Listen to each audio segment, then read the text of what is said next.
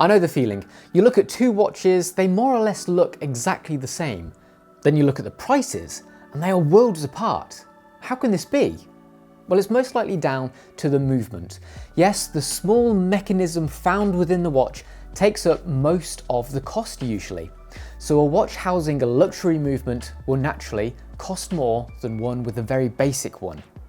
Let's compare affordable and luxury quartz and mechanical watches in this video.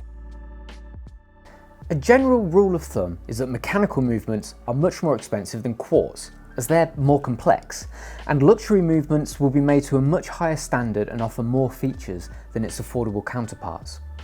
Let's start off with quartz. Affordable watch movements have a very small amount of parts and are often tremendously basic. Take this Casio for example, quite possibly the most simple example of a watch going, but it's less than £20. Most of the time they'll have just a time, maybe a date functionality, and then a calendar or a chronograph for the next level up. Quartz movements don't look particularly nice, but they don't need to. More often than not, they're hidden away in a case and only need to be seen when the battery needs changing. As you move up the value chain of quartz watches, they get a lot more sophisticated and feature-rich. The most luxurious quartz would be by Grand Seiko, with out-of-this-world precision and craftsmanship. Between there and this Casio, we have a huge selection of impressive quartz watches available. Take this Bulova Precisionist. Yes, it's a quartz, but it's super powered. It uses a 3-pronged crystal rather than a 2-pronged, resulting in a vibration frequency of 262 kHz instead of the usual 32 kHz. This results in exceptional accuracy and a smooth sweep which is usually smoother than the beat rate of a Swiss automatic. These high accuracy quartz movements are the kind you'd find in the Grand Seiko, maybe even Longines or even Breitling, so this Bulova is a snip.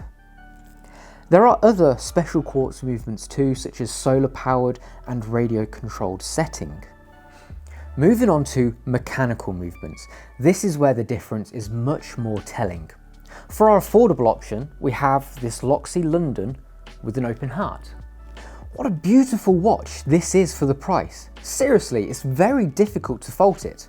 The watch is powered by the Seiko NH38, a tremendous, rugged, reliable movement.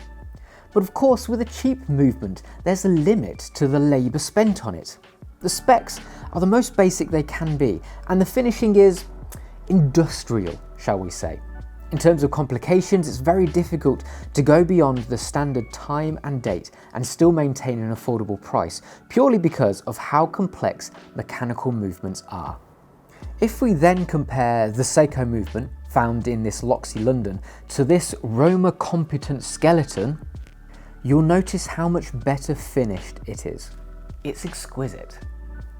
It'll also boast a much better accuracy and a higher beat rate, that is, the number of ticks per second resulting in a smoother second hand. If we then go up another level and look at the movement found within my own Omega Planetocean, we have one of the most sophisticated automatic movements available today. With a huge power reserve, coaxial escapement, high magnetic resistance, exceptional accuracy approved by Metis and COSC, plus being made in-house in Switzerland by Omega themselves, it's easy to see and comprehend the differences. Other complications you'll find on more luxurious mechanical movements include a chronograph, perpetual calendar, tourbillon, moon phase and jumping hour, just to name a few.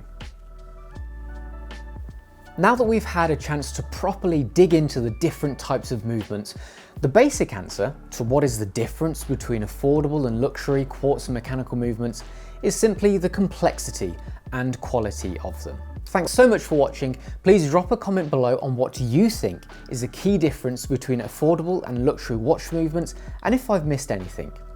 And as always, please subscribe to the channel, we'll really appreciate it. Thanks for watching, see you next time, bye bye.